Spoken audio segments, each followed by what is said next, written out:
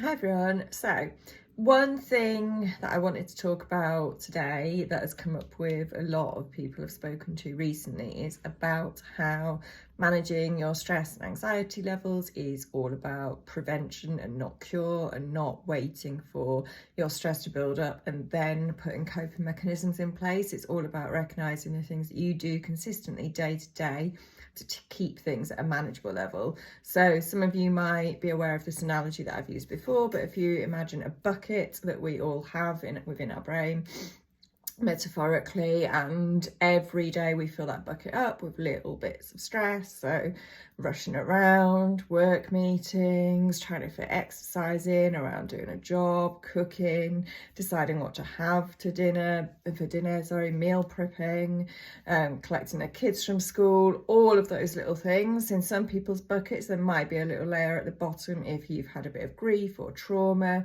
that's built up over the years, but we are constantly just filling those buckets up day to day. Now, the thing that helps us to empty them are the things that we do daily, the habits that we do daily. So our positive actions, our positive interactions, and our positive thoughts. And then we talk about the positive actions that we have. That is where we need to be thinking about what do we need to stay consistent with that does make a difference. So for example, I did a talk the other day and one lady said, why have I got out of the habit of going for a walk at lunchtime? I did that for 6 months. It really helped me, and then I felt really good, and then I stopped doing it.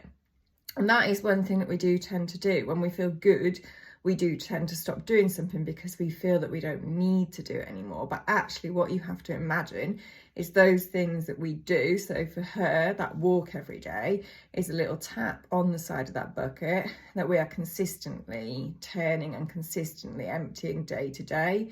And all the stuff that goes in it, that will still go in it, but we're helping to keep it at a much more manageable level. So it might be like organising yourself better, having a good sleep routine, being off your phone less, having boundaries in place. Whatever those positive actions are that you stay consistent with will make a difference. And the interactions as well, so making sure like you are seeing people, having regular contact with people that make you feel good. Again, the more you're doing that, the more consistently you're turning a tap on the side of that bucket.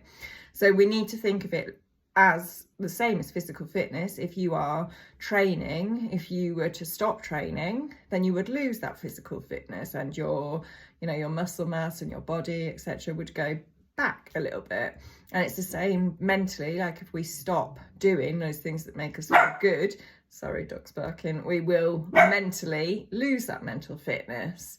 So just have a think about what habits do you need to keep consistent with, or what habits might have slipped a little bit over the last couple of months that you do need to go back to, that were helping you to keep your stress levels at a much more manageable level. Have a good weekend.